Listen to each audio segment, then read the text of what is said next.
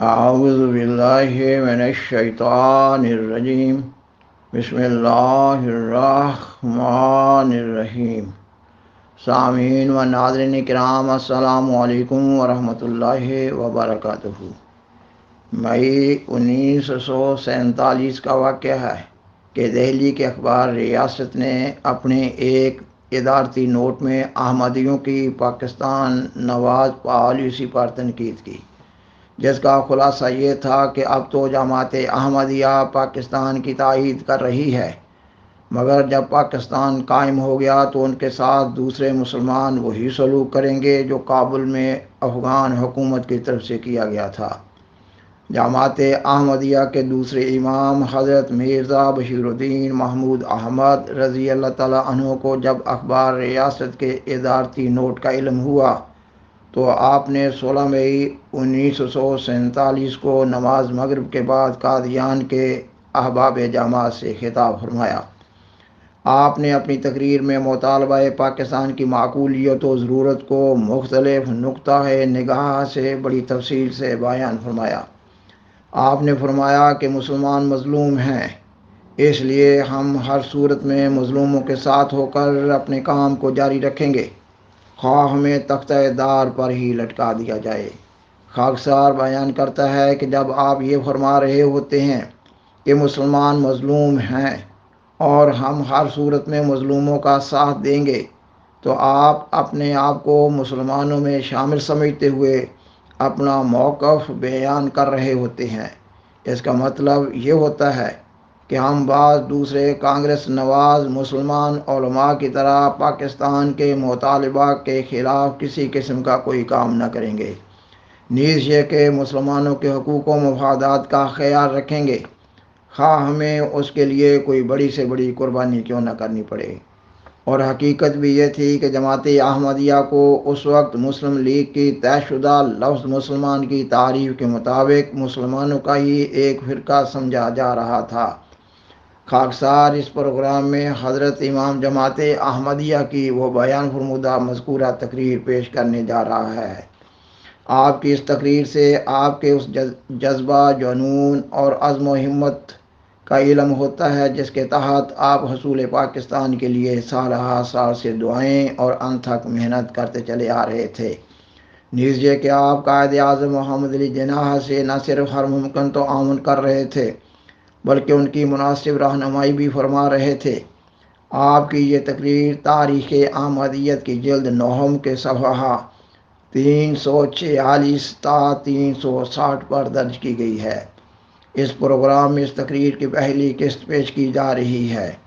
سامعین و ناظرین کرام، آپ نے فرمایا، آج مجھے ایک عزیز نے بتایا کہ دلی کے ایک اخبار نے لکھا ہے کہ احمدی اس وقت تو پاکستان کی حمایت کرتے ہیں، مگر ان کو وقت بھول گیا ہے جب ان کے ساتھ دوسرے مسلمانوں نے برے سلوک کیے تھے۔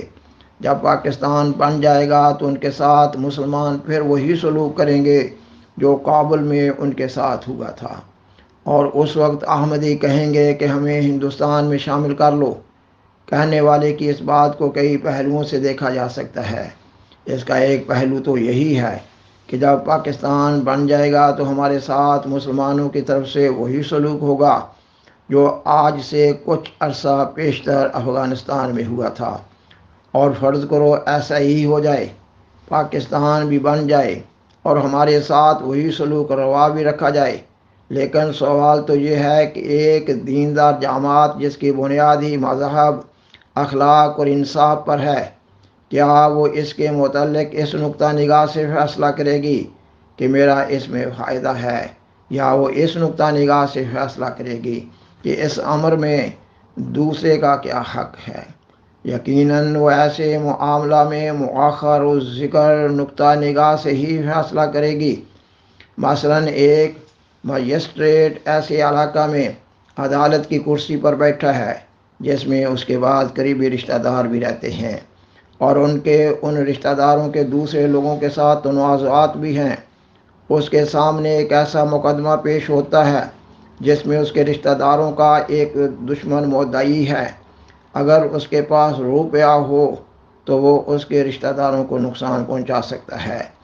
اگر یہ مجسٹریٹ اسی مدعی کے حق میں فیصلہ کر دے تو اس مدعی کے پاس روپیہ آ جاتا ہے اور پھر وہ اس مجسٹریٹ کے رشتہ داروں کو دیکھ کر سکتا ہے۔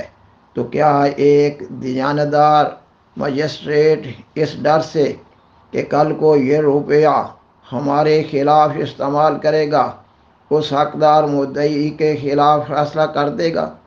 اگر وہ ایسا کرے گا تو یہ اس کی صریح ناانصافی ہوگی، اور اگر وہ حق پر قائم رہتے ہوئے شہادات کو دیکھتے ہوئے اور مواد مثل کی روشنی میں مدعی کے حق میں فیصلہ دیتا ہے تو کیا کوئی دیانتدار دنیا میں ایسا بھی ہو سکتا ہے جو اس کے فیصلہ پر یہ کہے کہ اس نے فیصلہ ٹھیک نہیں کیا اور اپنے رشتہ داروں پر ظلم کیا ہے؟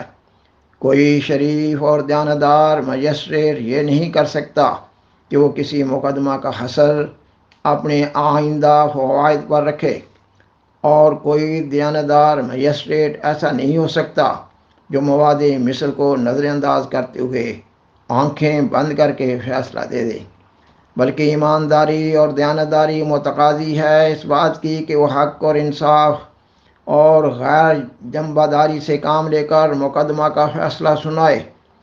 وہ یہ نہ دیکھے کہ جس شخص کے حق میں ڈگری دے رہا ہوں یہ طاقت پکڑ کر کل کو میرے ہی خاندان کے خلاف اپنی طاقت استعمال کرے گا۔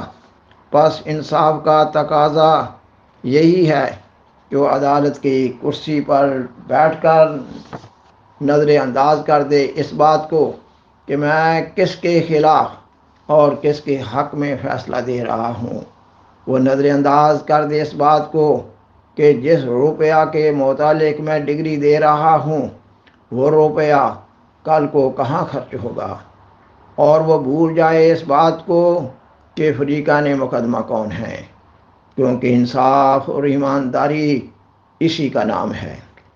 پس قطع نظر اس کے کہ مسلم لیگ والے پاکستان بننے کے بعد ہمارے ساتھ کیا سلوک کریں گے، وہ ہمارے ساتھ وہی کابل والا سلوک کریں گے یا اس سے بھی بدتر معاملہ کریں گے۔ اس وقت سوال یہ ہے کہ ہندوؤں اور مسلمانوں کے جھگڑے میں حق پر کون ہے اور ناحق پر کون؟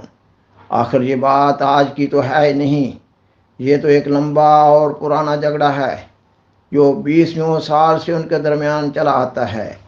ہم نے بار بار ہندوؤں کو توجہ دلائی کہ وہ مسلمانوں کے حقوق کو تلف کر رہے ہیں، یہ عمل ٹھیک نہیں ہے۔ ہم نے بار بار ہندوؤں کو متنبہ کیا کہ مسلمانوں کے حقوق کو اس طرح نظر انداز کر دینا بعید از انصاف ہے، اور ہم نے بار بار ہندو لیڈروں کو آگاہ کیا کہ یہ حق تلفی اور یہ ناانصافی آخر رنگ لائے گی، مگر افسوس کہ ہمارے توجہ دلانے، ہمارے انتباہ اور ہمارے ان کو آگاہ کرنے کا نتیجہ کبھی کچھ نہ نکلا۔ ہندو سختی سے اپنے اس عمل پر قائم رہے۔ انہوں نے اکثریت کے گھمنڈ میں مسلمانوں کے حقوق کا گلا گھونٹا، انہوں نے حکومت کے غرور میں اقلیت کی گردنوں پر چھری چلائی، اور انہوں نے تعصب اور ہندوانہ ذہنیت سے کام لیتے ہوئے ہمیشہ مسلمانوں کے جذبات کا خون کیا، اور ہندو لیڈروں کو بار بار توجہ دلانے کے باوجود نتیجہ ہمیشہ صفر ہی رہا۔ ایک مسلمان جب کسی ملازمت کے لیے درخواست دیتا تو چاہے وہ کتنا ہی لائق کیوں نہ ہوتا، اس کی درخواست پر اس لیے غور نہ کیا جاتا کہ وہ مسلمان ہے، اور اس کے مقابلہ میں ہندو چاہے کتنا ہی نالائق ہوتا اس کو ملازمت میں لے لیا جاتا۔ اسی طرح گورنمنٹ کے تمام ٹھیکے مسلمانوں کی لیاقت، قابلیت اور اہلیت کو نظر انداز کرتے ہوئے ہندوؤں کو دے دیے جاتے۔ تجارتی کاموں میں جہاں حکومت کا دخل ہوتا ہندوؤں کو ترجیح دی جاتی، سوائے قادیان کے کہ یہاں بھی ہم نے کافی کوشش کر کے اپنا یہ حق حاصل کیا ہے۔ باقی تمام جگہوں میں مسلمانوں کے حقوق کو ملحوظ نہیں رکھا گیا۔ یہی وجہ تھی کہ مسلمانوں کے دلوں میں ہندوؤں کے خلاف ان کی فرقہ وارانہ ذہنیت کی وجہ سے نفرت پیدا ہوتی رہی، اور آخر یہ حالت پہنچ گئی جو آج سب کی آنکھوں کے سامنے ہے۔ یہ صورت حالات کس نے پیدا کیے؟ جس نے یہ صورت حالات پیدا کی وہی موجودہ حالات کا ذمہ دار بھی ہے۔ یہ سب کچھ ہندوؤں کے اپنے ہی ہاتھوں کا کیا ہوا ہے، اور یہ فسادات کا تناور درخت وہی ہے جس کا بیج ہندوؤں نے بویا تھا اور اسے آج تک پانی دیتے رہے، اور آج جب کہ اس درخت کی شاخیں سارے ہندوستان میں پھیل چکی ہیں، ہندوؤں نے شور مچانا شروع کر دیا ہے۔ مگر میں کہتا ہوں کہ ہندوؤں کو اس وقت اس بات کا کیوں خیال نہ آیا کہ ہم مسلمانوں کے حقوق کو طلب کر رہے ہیں، اور ہر محکمہ میں اور ہر شعبہ میں ان کے ساتھ بے انصافی کر رہے ہیں۔ مجھے 25 سال شور مچاتے اور ہندوؤں کو توجہ دلاتے ہو گئے ہیں کہ تمہارا یہ طریق آخر رنگ لائے بغیر نہ رہے گا، لیکن افسوس کہ میری آواز پر کسی نے کان نہ دھرا اور اپنی من مانی کرتے رہے، یہاں تک کہ جب ہمارا احرار سے جھگڑا تھا تو ہندوؤں نے احرار کی پیٹھ ٹھونکی اور حتی الوسع ان کی امداد کرتے رہے۔ ان سے کوئی پوچھے کہ جھگڑا تو ہمارے اور احرار کے درمیان مذہبی مسائل کے متعلق تھا، تمہیں اس معاملہ میں کسی فریق کی طرفداری کی کیا ضرورت تھی؟ اور تمہیں ختم نبوت یا وفات مسیح کے مسائل کے ساتھ کیا تعلق تھا؟ کیا تم محمد رسول اللہ صلی اللہ علیہ وسلم کے بعد نبوت کو بند مانتے تھے کہ ہمارے اجرائے نبوت کے عقیدہ پر تم برہم ہوئے تھے؟ خاکسار بیان کرتا ہے کہ سیدنا حضرت محمد صلی اللہ علیہ وسلم کے بعد اجرائے نبوت سے مراد آپ صلی اللہ علیہ وآلہ وسلم کی امت میں سے آپ صلی اللہ علیہ وسلم کے فیضان کے نتیجہ میں امتی نبی کا ہونا ہے۔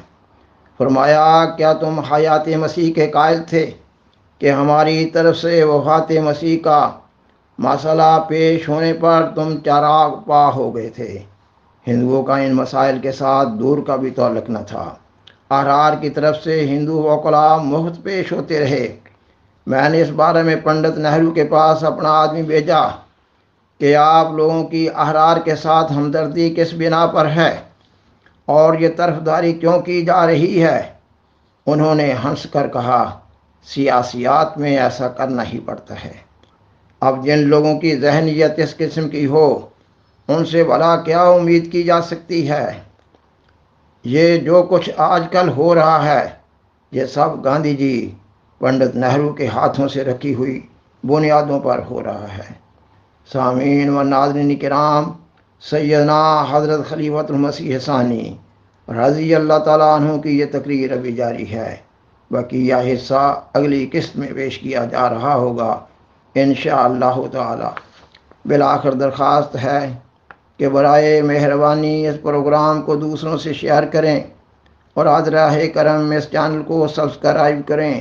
جزاکم اللہ تعالی احسن الجزاء، وآخر دعوانا ان الحمدللہ رب العالمین، والسلام علیکم ورحمۃ اللہ وبرکاتہ۔